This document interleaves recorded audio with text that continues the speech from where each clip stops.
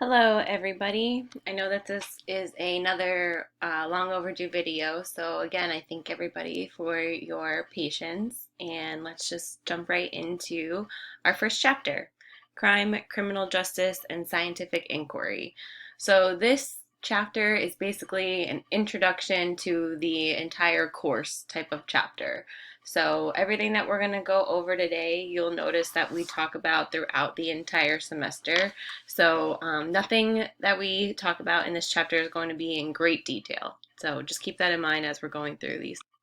Okay, so first off, we have our why study research methods. So you might be wondering to yourself, I am not going to be an academic researcher. Why do I need to know these things? Maybe you're going to go into law enforcement. Maybe you're going to go into corrections, parole, probation.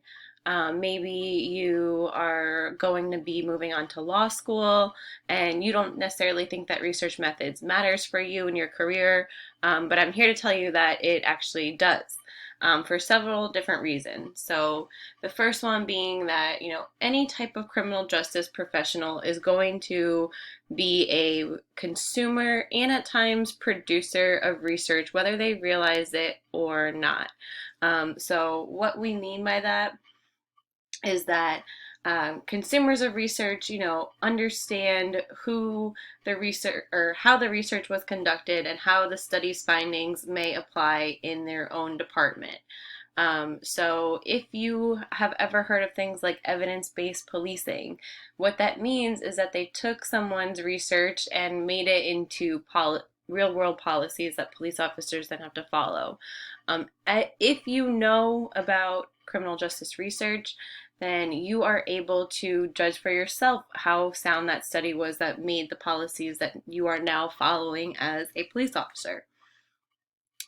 What they mean by being a producer of research, this basically happens when a person who is a criminal justice professional, let's say, for example, a prosecutor, tries a new way of doing things. And as they're doing these new things, they are able to determine whether or not their new way of approaching cases is effective at maybe resolving the problems that they had before. Maybe they have overcrowding of the local jails. Maybe they have too many people on probation or parole. And maybe these new practices that they're doing helps alleviate some of those problems, or maybe it doesn't. This is, one way that people who are actual professionals in the field help us understand how to address certain problems, as such as a regular researcher. So now that you know what they mean by both consumers and producers of research, this is why it's important for criminal justice professionals to actually know at least a little bit about research methods in general. Because sometimes research findings are misinterpreted by the professionals that are creating the policy, and therefore the policies don't work, or maybe they actually have negative consequences instead of the positive consequences that are necessary. So if you make it up to a high level position where you are the one implementing different policies from research, it is very important for you to know about research methods and whether or not this study that you're using to create these policies was conducted in a way that is beneficial and useful for you to use for your policy making. Sometimes things don't translate well from research to the real world, and then we can have another type of bad policy being made. Sometimes it's just tweaking these bad policies a little bit in order to work better in real world scenarios. If you don't know anything about research methods, however, if you don't know how to read the study that was conducted that these policies are being made based off of, then you might be quick to dismiss the whole method or the whole new policy altogether, and that might be detrimental also. Maybe it maybe just took a quick tweak of who was being addressed or what was being addressed, and then you have a really good policy in your hands. The only way for you as a professional in the criminal justice world to do and to be able to do that would be if you knew something about the research methods and the study that you were actually modeling.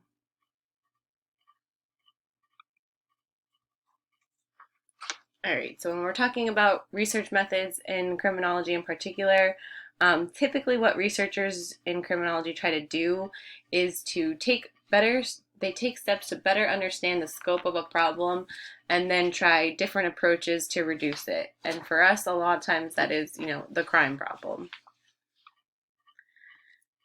So we typically live in two separate realities. In research, we concentrate on what's called experiential reality.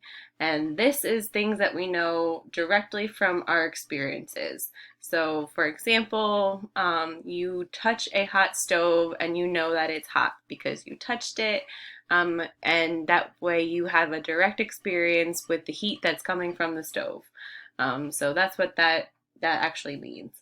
Using the scientific method to test specific hypotheses to come up with specific conclusions is another example of experiential reality, because you are going out and you are testing things that you think might be true, and you're now getting real world experience to tell you, yes, this is true, or no, that's not true. So, the other example of reality is agreement reality. And so, agreement reality is things that we consider real because we've been told they're real and everybody agrees. So, everybody knows that the sun sets in the west. If you lived in a cave and had never even seen the sun, but somebody told you the sun sets in the west, and everybody you've ever met knows that the sun sets in the west, then you would agree that the sun sets in the west. Things like the earth is round. Well, unless you're a flat earther, which I know that there is a movement out there for flat earthers, but most of us who are scientifically, we believe in science, we understand science, we know that the earth is round. And that doesn't mean that we've ever necessarily been to space and taken a picture of the earth, but we know that it's round because other people have done that and they've told us about it, and we accept that as reality. So that is what's known as agreement reality. So these two realities, make up how we think about the world and how we think about things in general. When we talk about empirical research, we are not talking about agreement reality. We are talking about experiential reality. Empirical research is based on actual real world observations and experiences, and not how we feel about something. So when we're talking about, if you want to talk about an example, your book talks about the Kansas City Preventive Patrol Experiment, which provides a very good example of these two different realities. So if you read over what the study was all about, it was basically testing everyone's traditional beliefs about patrol effectiveness. So people tend to believe that increasing the amount of police officers that work a particular beat, um, the patrol effectiveness, response time, detective work, all these things people typically believe. Common sense tells us that the more police that are available, the less crime is going to occur. Most people believe that increasing police presence will lower the crime rate, because police prevent crime by lowering opportunities for crime to occur if they're out and about. However, what we found in this study was the opposite of what we would all call, our typical common sense about police on the scene. So basically, what they found was they looked at three different beats: one that had multiple police officers on it, one that had only one police officer on it, and one that had no police officers out and about, and ones that only responded to crimes once they were called in.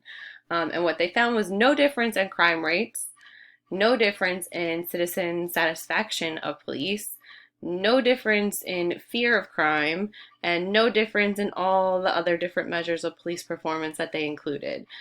So that again goes against our agreement reality, our traditional knowledge of thinking that more police equals more prevention of crimes. This study showed that that's not necessarily the case. And so this is why it's so important for us to use experiential reality as scientists and not rely upon agreement reality.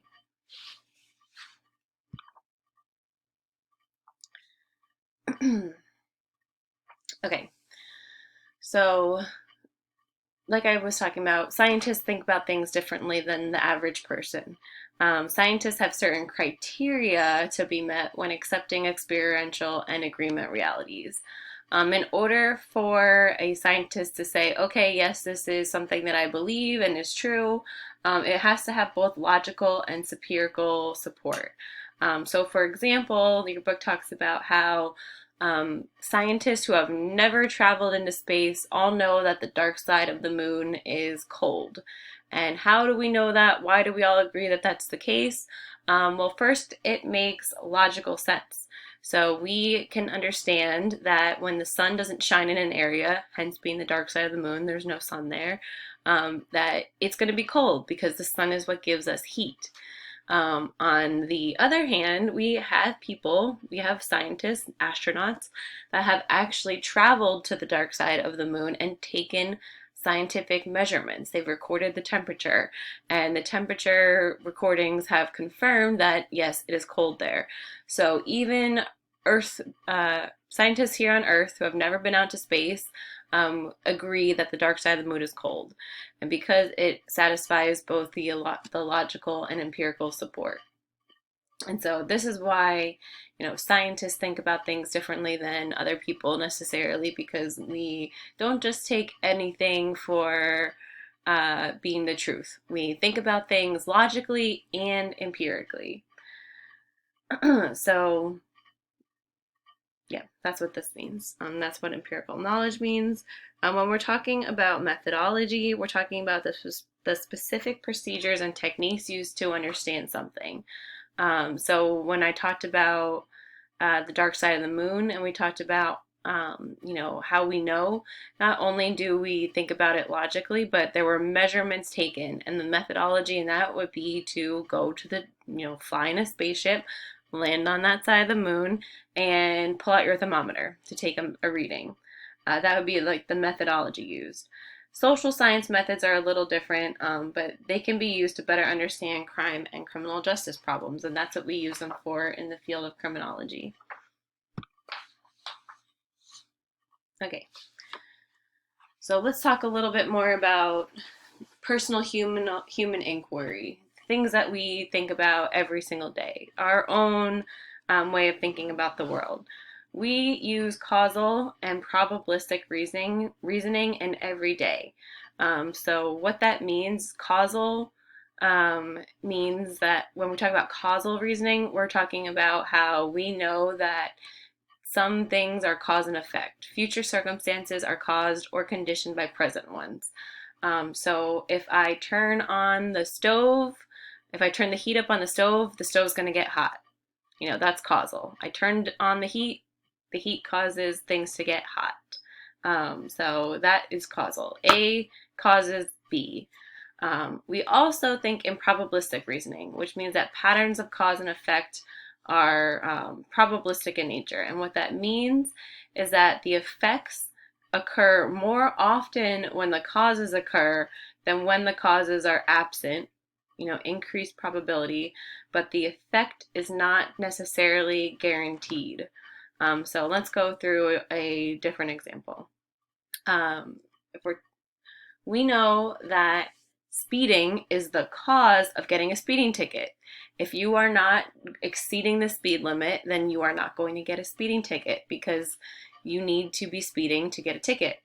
We also know, however, that we will not get a ticket every single time we speed, right? Like there's not always going to be a cop there to catch us. So that is the meaning of being probabilistic.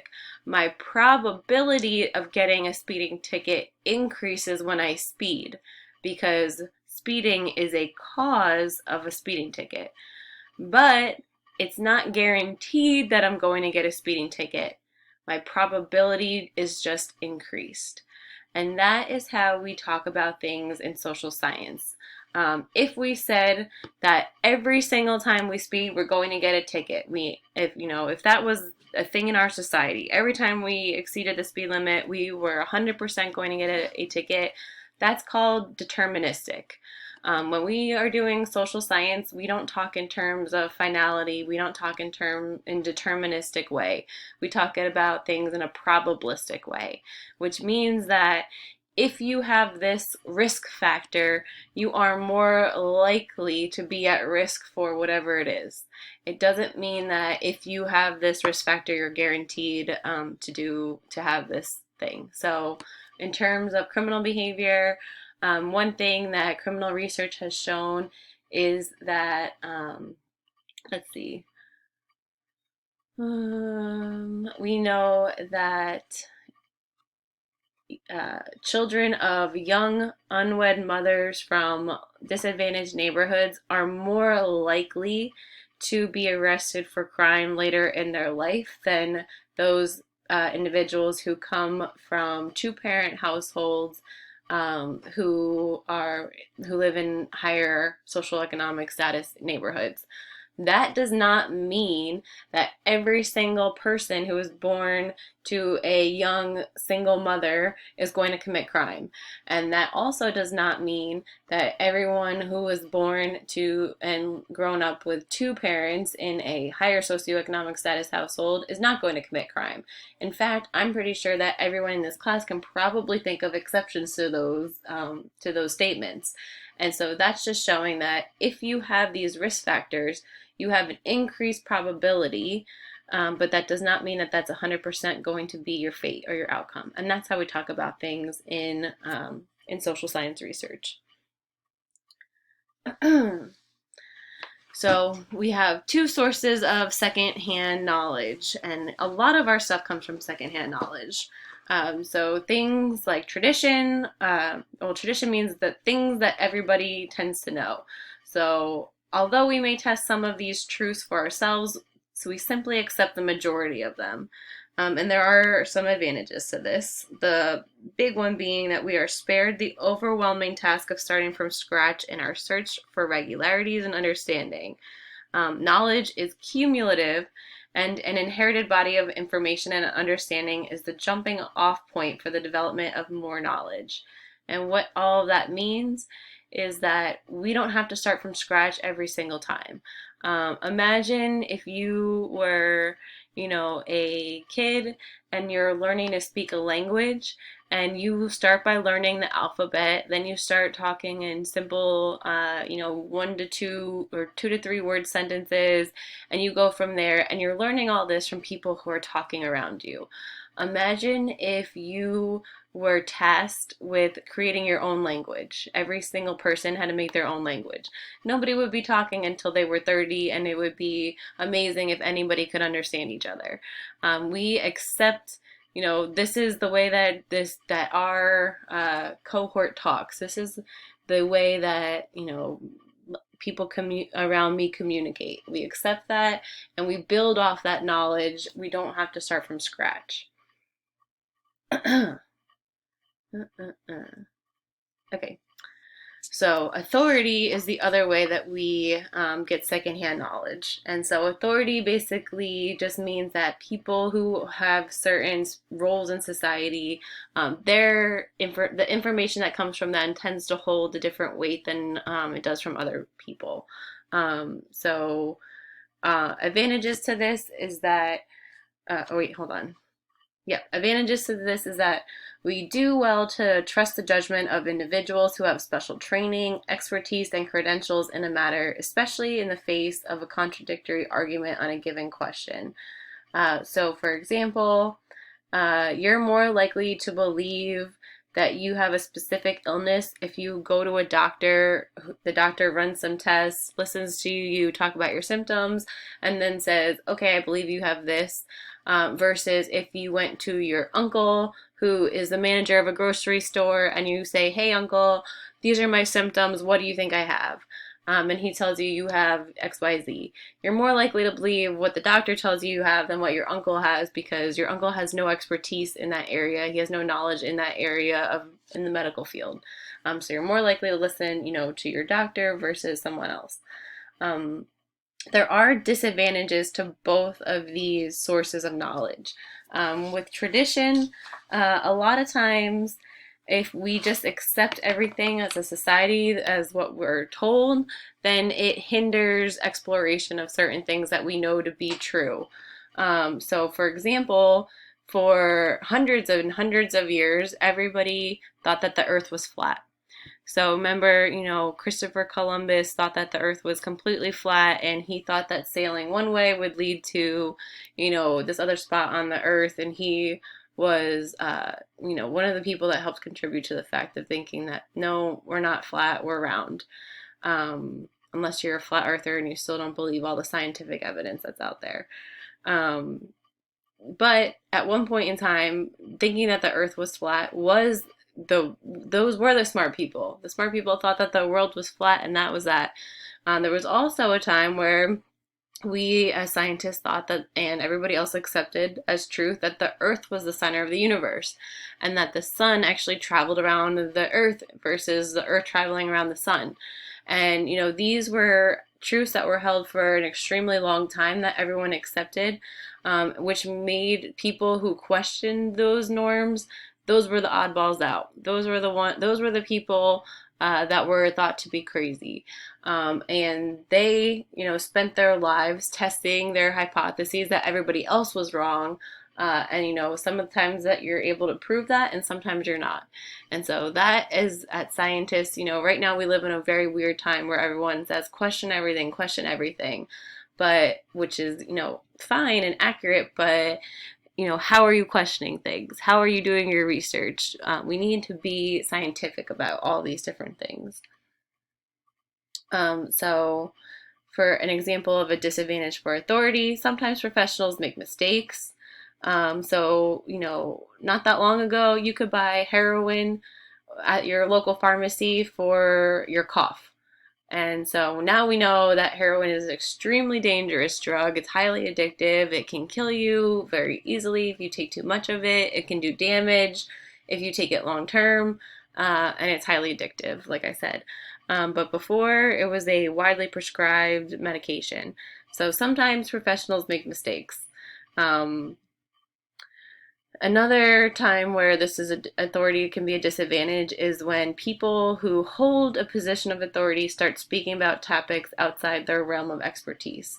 And, not trying to get political with things, but again, when politicians start making recommendations about, public health and medical things, it's not necessarily their wheelhouse. It's not necessarily where their expertise lies, and so maybe they're not the best people to be making those types of decisions. And maybe we should leave medical decisions up to the people who study medicine, just like we should leave criminal justice decisions and policies up to the people who are studying criminal justice.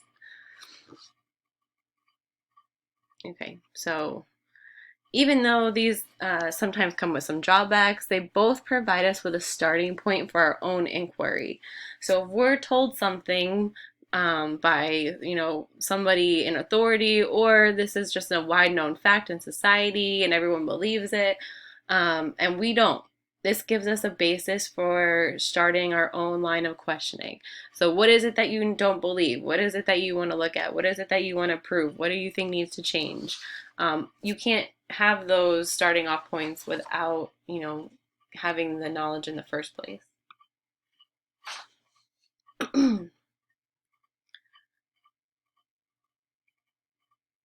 Okay, so here are some reasons why we need to look at things scientifically, because as humans, we all make errors when we are casually asking questions about things in the real world. The first thing is inaccurate observations. A lot of times people are sloppy observers in life. Observation is the first step in any scientific inquiry, because we need to know what before we can explain why. So we tend to make casual observations as people. We don't really focus on anything until we, actively put our minds to focusing. So what I mean by this is, let's talk about eyewitness testimonies, for example. If you have done any criminological research, you probably have come across the fact that eyewitness testimonies are Highly, highly, highly inaccurate in most cases. A lot of, like I said, if you are just casually going throughout your day, you're not necessarily paying attention to specific details of people.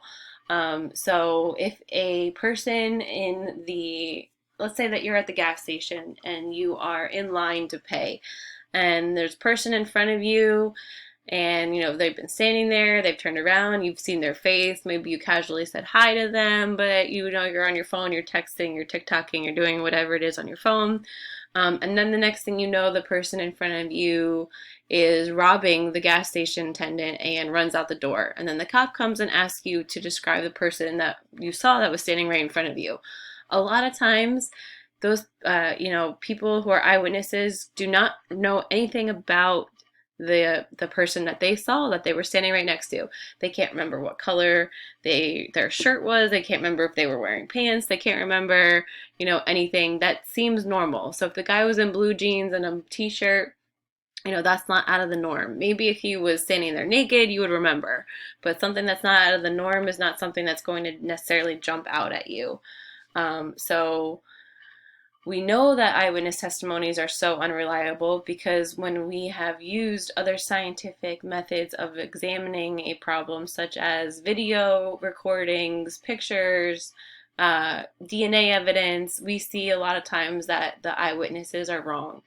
This even happens in rape cases where the victim of a rape oftentimes is unable to identify their attacker in a lineup. And there's a bunch of different reasons for this, but the main takeaway here is that, our everyday casual observations are not necessarily the most accurate. Science overcomes these by using different measurement devices. Again, the video surveillance, the pictures, the DNA evidence, all that would be considered, a measurement device. And that's going to give us the experiential reality that we talked about before. Next up is overgeneralization. We often assume that a few similar events are evidence of a general pattern. So this is an example when we talk about stereotypes. So you see some people doing something, maybe once, twice, three times, and you say, oh, all those types of people always do that. So let's say that you are talking about academics and you're saying, oh, all academics are nerds, they all play Dungeons and Dragons. I've seen it several times. I've been to an academic conference, and 2 academic conferences that I went to, everybody that I saw who was an academic was playing Dungeons and Dragons. But I can tell you, as an academic, I have never played Dungeons and Dragons. I have no idea anything about that game, and I don't really want to. So not every academic is going to, have that same thing. And we tend to make those generalized statements of everybody falls under this category, or everybody falls under this category, and that's not necessarily true. So science solves this by using large sample sizes and focusing on how representative those observations are. So this is achieved through replication. So if we have a finding in a study, that's great. But if it's the first study of that time, we can't say that all of these people that we were studying represent every single person in the population. We need to do this study over and over and over again, and we need to do it with different samples. We need to do it with with people with different demographics, different times. And then if we keep finding the same exact thing every different sample that we use, every single time of the year we do it, whatever it is, then we can be more confident in our findings. An example that your book uses is perfect. It's the Minneapolis domestic violence study. So there was a study done in Minneapolis on domestic violence where basically they had 2 different ways of responding to domestic violence calls. They either made an arrest or they didn't make an arrest when police were called out to a scene for domestic violence. And after doing this for so long, they then looked at the outcomes of future domestic violence for those people. So if you were arrested, you were less likely to be rearrested for domestic violence or have another incident of domestic violence. If you were given a warning and not arrested, then you had a higher likelihood of repeating domestic violence and being called back out, having police called back out to the scene. So researchers thought that this was great. Everyone wants to end domestic violence, and arresting somebody on the scene appeared to have lowered the domestic violence rate. So different cities implemented this same policy. And what they found after implementing it for a while, other cities didn't see the same effects. Some cities saw no difference between arrested individuals and those that were given a warning. So really it's not necessarily that any harm was done. It just didn't work. So we arrested more people, and the domestic violence rate didn't change at all. However, some cities, it showed that arrests actually increased the risk of future domestic violence and was even correlated to more extreme violent measures. So not only did they continue domestic violence, but their domestic violence actually got worse after they were arrested. So again, you have to take into consideration, how many times has this been shown to be effective? Where is it effective? There's something different about Minneapolis than there is with the other cities that wasn't being accounted for. Maybe it just needed to be repeated. Maybe it needed to be done longer. Science has to overcome these overgeneralizations of, these few similar events being the pattern. And they do that by using large samples and testing things over and over and over again. All right, selective observation. So here we're talking about our own biases, our own prejudices, and we pay attention to future events and situations that correspond to what we already believe and ignore the patterns and events that occur that don't align with our thinking. So prejudices are reinforced by selective observation. You only see things that fit your preconceived notions. So, if you have a stereotype in your mind of, all Asians are good at math. All Asian people are good at math. Most people have heard that stereotype before. And then, you meet several Asian people over your life course who are not good at math, and you keep asking them math questions. You keep asking them, hey, can you do this for me? What's the answer to this math question? What's the answer to this math question? And they keep telling you, I don't know, I'm not sure, I'm not very good at math.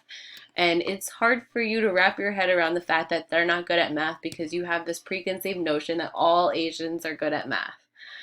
So again, you're flat out rejecting things that are true and factual and right in front of you because they don't fit in with your preconceived notions about people of Asian descent or whatever it is. So that's what selective observation means. Science overcomes by specifying in advance the number and types of observations. So you can't just say, oh yeah, I tested my hypothesis on 5 different people and all those 5 people agreed, so I don't need to go any further. I know that if I do 100, all 100 are going to agree with me, so I can just stop here.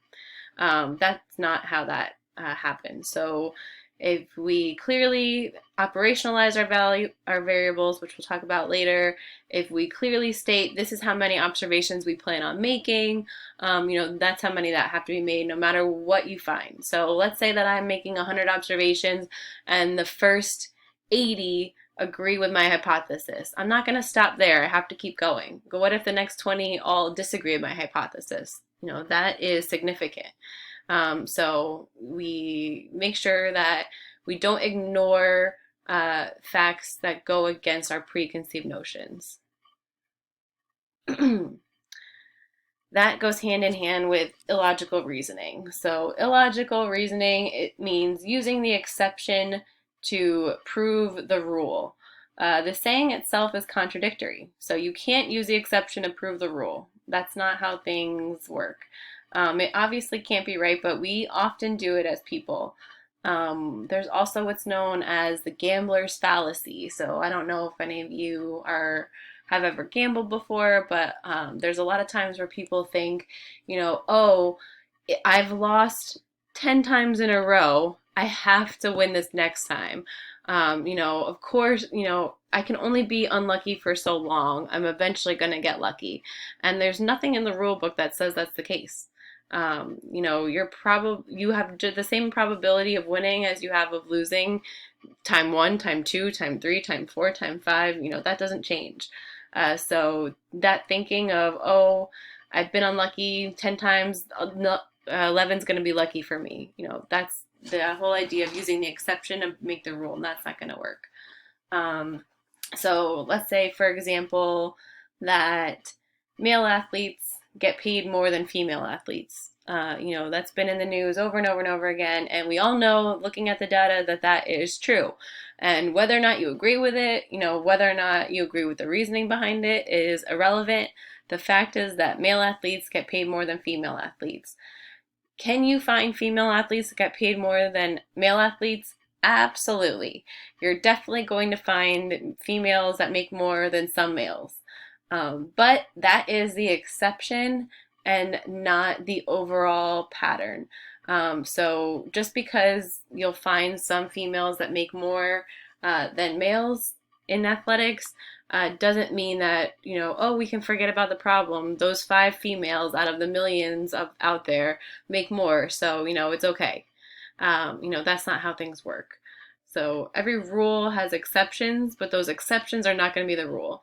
So every time we talk about something, like we said, we're talking in probabilistic terms. So this is more likely to happen to these people, but not every single one of those people are going to have this happen. So science overcomes this illogical reasoning by using systems of logic consciously and explicitly. So what this means is that when you are conducting an experiment or research of any kind, you have to lay everything out there, be as specific as possible, spell everything out so everyone knows how you came to your conclusions. So if I read your research and I don't agree with the findings and I think that, this can't be right, they did something wrong, I want to test it for myself, I can do the exact same thing that you did, because it's all spelled out. It's all explicitly there. It's all spelled out. And then I can see for myself whether or not that's right. So ideology and politics. This is something that we see all the time.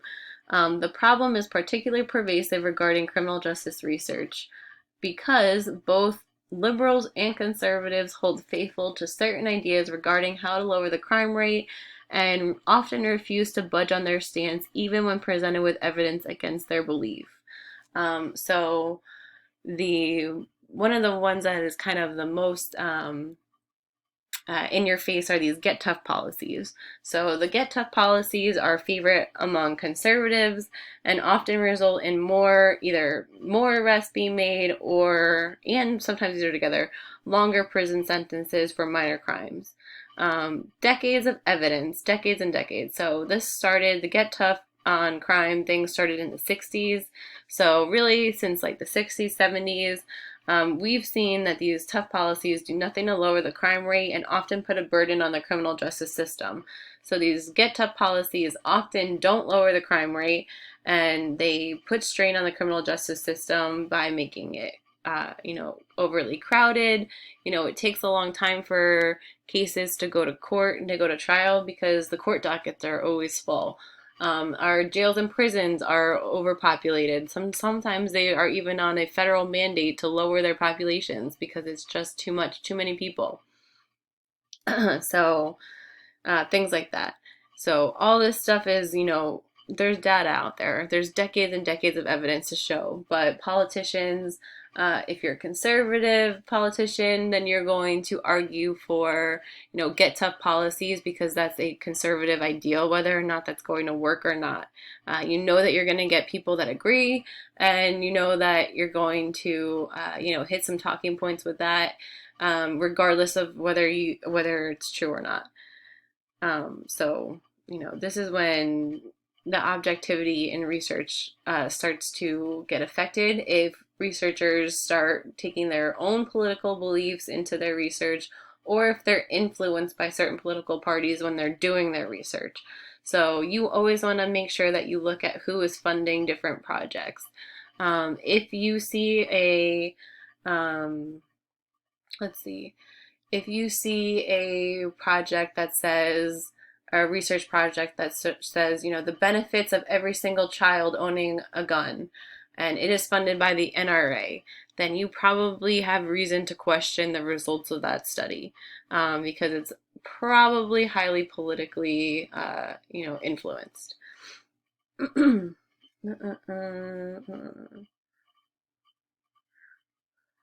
Okay, so science overcomes this by guarding against the influence. So, again, spelling everything out, being explicit in your research study is a way to guard against this. So, in the very beginning of your research, and throughout your entire, paper that you would be writing, you're going to state, this is what I believe I will find, and this is why. Then, when you get to the actual analysis of your data, you'll say, this is what I found, and this is how I found it. So scientists have to be willing to accept that their preconceived notions about a topic may be wrong and need to be adjusted accordingly. So let's say, I can use my own example. I did a research paper in a research study in graduate school that looked at the association between birth defects and aggression in antisocial behavior in young kids.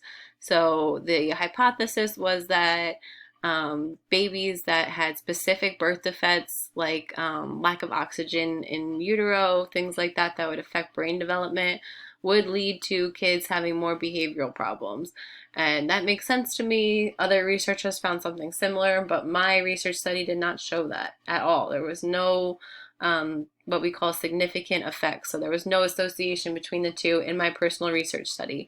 So this, I had to accept that that's what I found, and there was no way to kind of, doctor the evidence. That's the evidence. It showed that there was nothing to be found. Maybe there were reasons that I found that, and maybe if I used a different sample, if I operationalized things a different way, I would find different findings, but my study showed that it did not have a, clear association. And so I had to move on from what I felt should be the results and what actually were the results. And that's the mark of a scientist. Okay. So there are several reasons for conducting criminal research, and these are, the different purposes that are out there. And I want to be clear that these are not mutually exclusive. We're discussing them separately, but a lot of times, purposes of research are going to have more than one. Your research project is going to have more than one purpose, but we're going to go through them individually. So exploration is exploring a specific problem. Observation. This is the observation part of research. When we want to focus more on developing a preliminary understanding about a new or unusual problem. So you keep in mind that we can't describe or explain a problem without first knowing what the problem is. So we have to explore it. We have to understand what the problem is. What's the problem look like? What's out there? So reports from this type of research often aim to provide a brief summary of information from a variety of sources. Exploratory studies are common when a policy change is being considered. So let's say that, so in the early 2000s, after 9/11, New York City adopted a stop and frisk policy, where they gave police officers a lot more freedom in stopping individuals on the street, not necessarily, for having committed a crime, but just because they look suspicious. So let's say that in San Antonio, they want to do a similar policy. And they want to know, well, did it work in New York? Did it work in any other cities that they saw? So you could do a study that basically gathered up information. Okay, this is how it worked. This is what the results were in New York. This is what the results were in Chicago. This is where the results in LA, and maybe all the different cities that tried it out. And you're just saying, okay, this is what it looked like. You're not doing anything else but saying, this is what the stop and frisk policy looked like in these different cities. And newsflash, it didn't look good. So they don't do that anymore. Just in case you didn't know. But this is, why exploration is important, because we want to know, what do they do everywhere else? How do they handle this problem? Do they do it effectively? Do they not do it effectively? Like, what does it look like? And then you have the description, which is describing the scope of the problem. So now that we know, what's out there, what the problem is, let's describe it. So they're often concerned with counting or documenting different observations. And yeah, so, this is descriptive research. A researcher or public official observes and then describes what was observed. So it's step one, it's exploration and description. They often go hand in hand. So, for example, your book talks about the Uniform Crime Report that is put out every year by the FBI. And so this UCR is what it's called, describes crime in each state and allows us to better understand the crime in America. So what does crime look like in America? We can go to this UCR report, which basically takes every single police report and compiles it into these nice tables where we can look at, different crimes in different states. And so that would be the exploration part. Okay, so this is telling us, what's out there. So then we can go a little bit further and we can describe. So we can say that we can see that Nevada had the highest rate of auto theft in 2008 and Maine had the lowest. This is just the example that your book is giving. So this is why I'm using 2008 numbers. So Nevada had the highest rate of auto theft in 2008 and Maine had the lowest.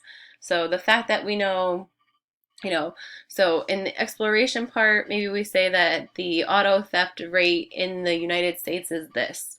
Then we get a little bit more specific in the description part and we say, okay, well, this state had this many auto thefts and this had this one, and this one was the highest and this one is the lowest. And then we move to the explanation part of things. So once you already have these parts, and it doesn't necessarily have to be your research project that does these two things, maybe you're building off of someone else's, but once these two purposes are done, then you can come to the explanation and answer the why question. So we know that auto theft is higher in Nevada than in Maine, but why? Why does Nevada have the highest auto theft rate? Why does Maine have the lowest? This would be the explanation part of things. So really you're explaining the association between two or more variables. And then once all these three things are satisfied, again, you can just build off of someone else's research, or this could be something that your project answers all of these things. Then we come to the application. So we talk here about applied research. Applied research is often used to evaluate the effects of specific criminal justice programs. Where there's two different types of applied research. So these are when we are taking the facts and findings from our study and we're applying them to the real world. And so sometimes we do it by evaluating things. So did the program have the intended effects?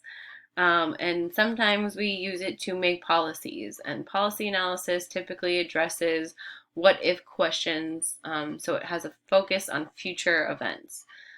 So for example, we have what's known as problem-oriented policing that's used in a lot of police departments. And what this is where police departments have their own in-house crime analyst that looks at different patterns and tries to use those patterns to come up with a policy to, to stop future criminal events from happening.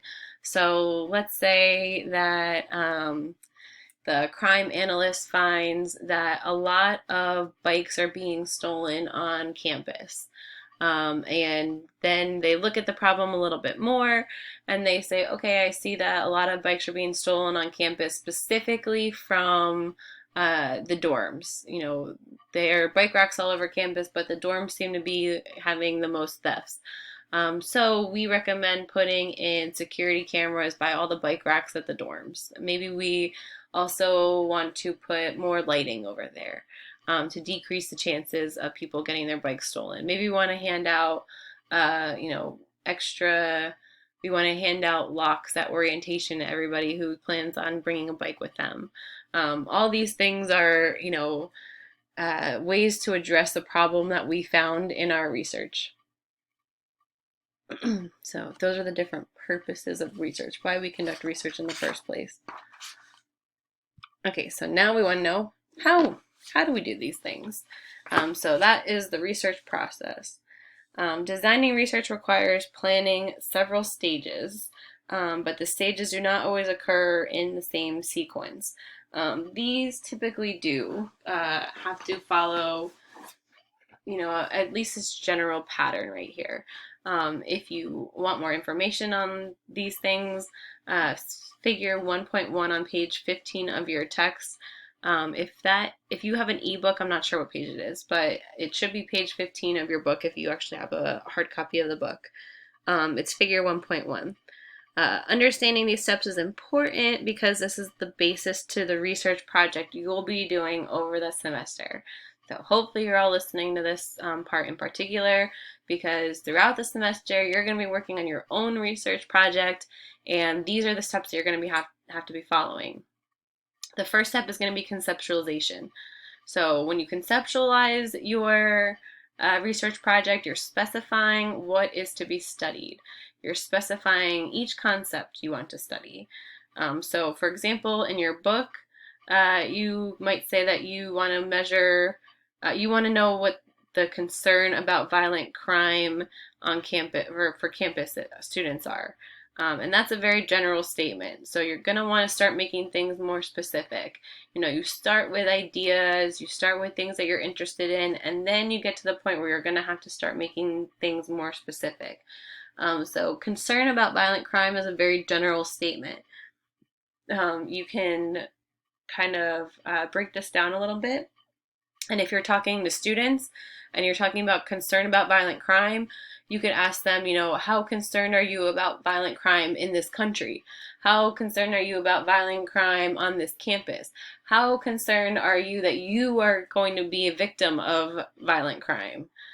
So all those ways are kind of a more specific way of asking about the very general statement of concern about violent crime. Once we have everything more specific, we get to choosing which research method we want to use. There are a variety of methods that you can use when you're studying criminal justice and criminology. Some, but not all, some of them on the list are going to be things like surveys. You can do one-on-one interviews. You could do an online questionnaire. You could do a focus group where you have, a bunch of people in a room and you're asking everyone questions. You could use content analysis where you're looking at public records. Field research, which means going out in the field and making observations. There's a whole bunch of ways that you can research. You can, study a problem. Each method is going to have its strengths and weaknesses. So often the best study design is one that uses more than one research method, taking advantage of the different strengths to try to make up for some of the weaknesses of other methods. So for example, when we're asking sensitive questions in our criminological interview, asking, have you ever committed this crime, is a very sensitive question. Or maybe we want to learn more about rape and we're asking, have you ever been a victim of rape? And you're asking someone to go into more detail. Those are really sensitive topics, really sensitive, really personal topics. These are things that we need to know about though. So maybe instead of doing a one-on-one interview, maybe most of the questions that you ask are one-on-one interview, and then when you have something more sensitive, you ask someone to fill out a questionnaire on their own, so they don't have to face-to-face tell somebody, a complete stranger, about some of the more intimate personal details of their life. So oftentimes, using more than one research method helps make a study stronger. We call that multimodal, but you don't have to actually know that. So once we've chosen how we're going to study the problem, we need to operationalize our variables. This means making the concrete steps used to measure specific concepts. It refers to how you will define and measure specific variable used in your study. So for example, let's say I want to study what effect does media violence have on aggression. So, that sounds like a great topic to do for your paper or whatever. But once you start getting into things, you're going to realize how vague that statement actually is. What do you mean by media violence? Do you mean, what is seen on the news? Do you mean what's on in a movie, on the TV, in a video game? What is media violence? And also, do you mean that you've maybe watched 5 seconds of it, 15 minutes? You've been watching it every day for a week? What do you mean by what do you mean by media violence? You have to be more specific. Also, aggression. So, what do we mean by aggression? Aggression could be verbal or it could be physical. Aggression could be something like pushing, shoving, biting, kicking, stabbing, spitting. It could be a bunch of different things. So we have to be very specific when we're labeling these things. So maybe I want to say, okay, what effect does single person violent video games have on, uh, physical aggression in teenagers? I have to be specific, but very, very specific. Lay it all out there. Okay, so once we have these 3 steps done, it comes to, okay, whom or what do we want to study? So I kind of jumped ahead when I said in 14-year-olds, but you want to have a specific population that you're studying. The population for a study is the group about whom we want to be able to draw conclusions. We are almost never able to study all the members of the population that interest us, so we often sample subjects for the study. So let's go back to that example, and I want to know what effect violent single-person video games has on, physical aggression in 14-year-old boys. I am not going to be able to ask every single 14-year-old boy who has played a violent video game to be a part of my study. It's just not feasible. It's not something that we can do. So how we solve this problem is we come up with what's known as a representative sample. So I am going to study 1,000 14-year-old boys who play these violent video games, and then I can say, again, as long as my sample is representative of the larger population, I can say that my results fit for the population. We'll talk a lot more about that later on in the semester, but that's what that means. Okay, so then we come to observing. So now that I've laid out everything, I've laid out what it is I'm studying, how I'm going to study it, what my variables are and how they're going to be measured, who I'm studying, now I can actually go and collect the data. So if I'm using a survey, I can now go and distribute my surveys. I can perform my interviews and record my answers. That's when in the observation part. Then we analyze the data that we have. So I used 1,000 surveys, and now I got them all back, and I enter all my data into my spreadsheet or whatever it is, and now I'm able to analyze the data. So when we analyze the data, we manipulate the collected data for the purpose of drawing conclusions that reflect on the interests, ideas, and theories that initiated the inquiry. So what we mean when we say manipulating the data is that we group it, we categorize it, we run statistical analyses to try to understand things. So if I want to know, do violent video games, are they associated with higher likelihood of aggression? So is there any relationship at all? It might be one thing I want to ask. So I'm going to run a correlation for that. Then I want to know, if violent video games actually causes the aggression. You know, it's one thing to know that they're associated, and then it's a completely other thing to know whether or not violent video games actually causes the physical aggression. And so again, I can use a statistical analysis in order to tell me if violent video games actually predicts higher levels of aggression. So that's what we mean by analyzing the data or manipulating the data. So this phase has both descriptive and explanatory purposes. So it's going to, again, tell me, you know, are these variables associated? That would be descriptive. And then explanatory, does the violent video game cause aggression, physical aggression? And that would be, you know, the explanatory part. So once you've done all these things, you take your findings and you apply them to your original inquiries. So here's where you use the research you've conducted and the conclusions you have reached. First thing you want to do is communicate your findings to others so that they'll know what you've learned. So, okay, you did all this. What did you find out? I want you to tell me, like you're talking to me, what did you find out about all this stuff? And then you can use what you've learned to make specific recommendations. So here's what we're talking about when we're making policy recommendations based on research. You know, okay, these were the findings, and this is what I recommend we do with these findings. That is in the last step of the research process. Okay.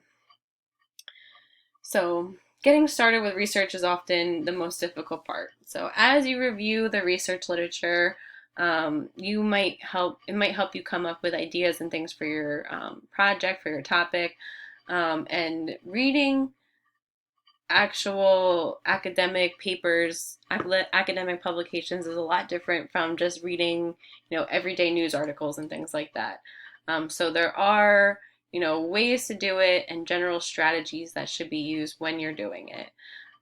So what's important is that research should be seen as an extension of what has been learned previously about a particular topic. So remember when I said knowledge is cumulative. You can use someone else's study as a jumping off point. So, okay, this person found this, but I want to know what happens when you do this.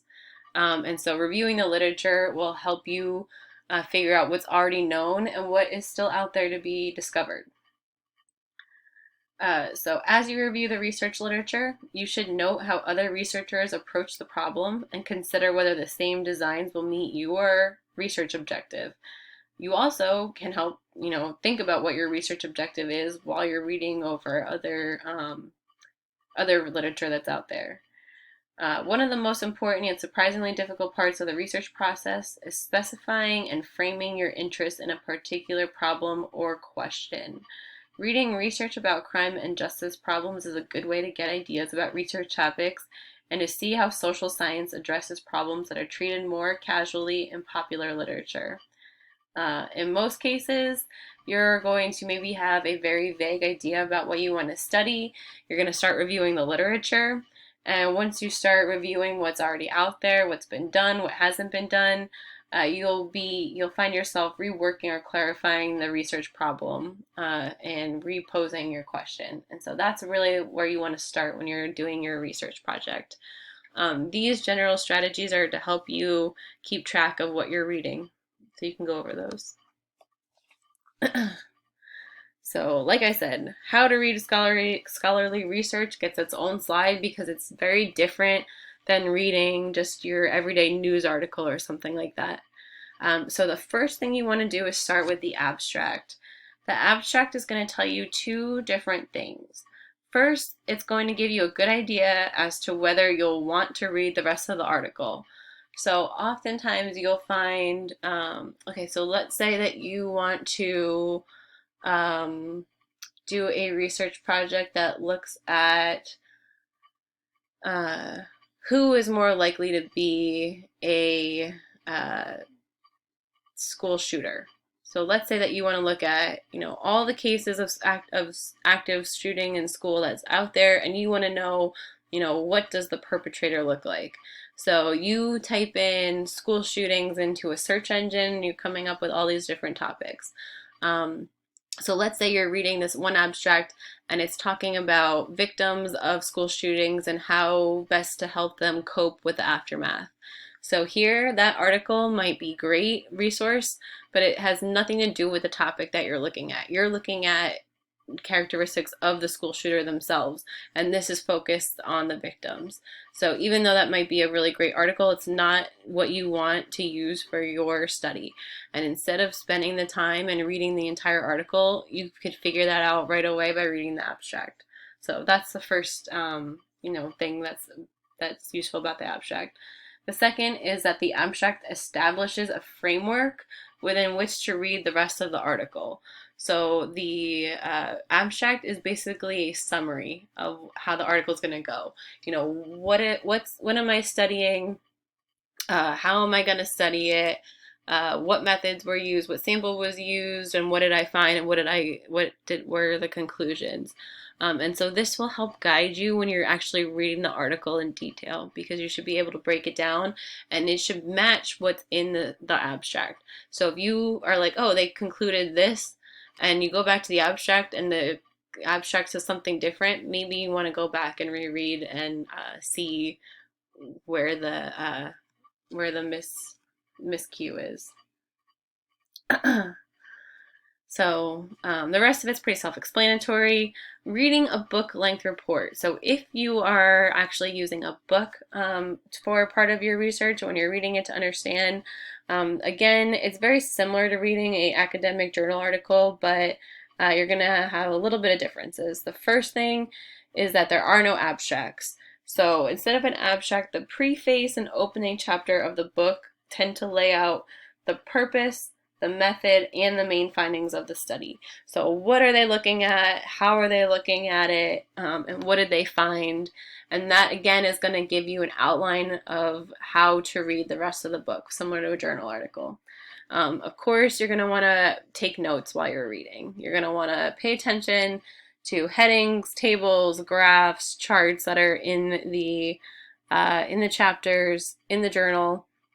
And make sure that you're taking notes. Always ask for help if you don't understand what the actual conclusions were or how they got there.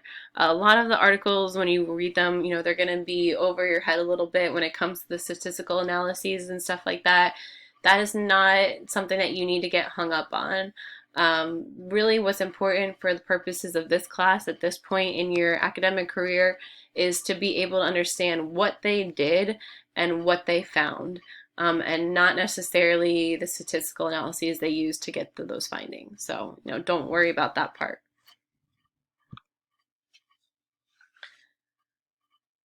Okay, so when we are undertaking a research project, it's often helpful to write a research proposal describing what you intend to accomplish and how you intend to accomplish it.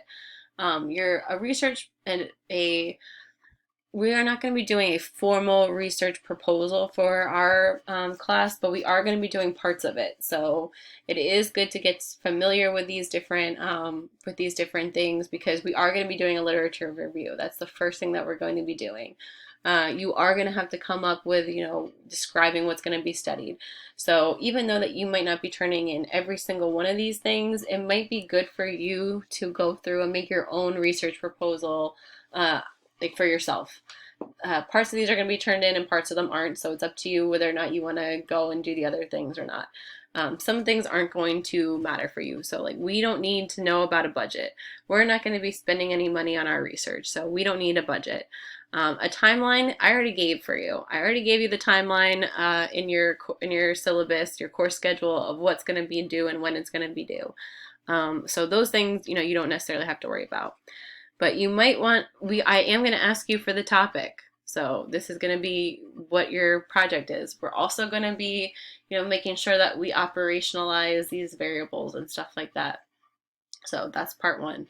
You are going to be turning in a literature review, which is going over the research that's out there and summarizing it and putting it in your own words. We are going to be going over research questions. What specific questions is your research asking and going to answer? So this is important to keep you focused on, what the actual topic is.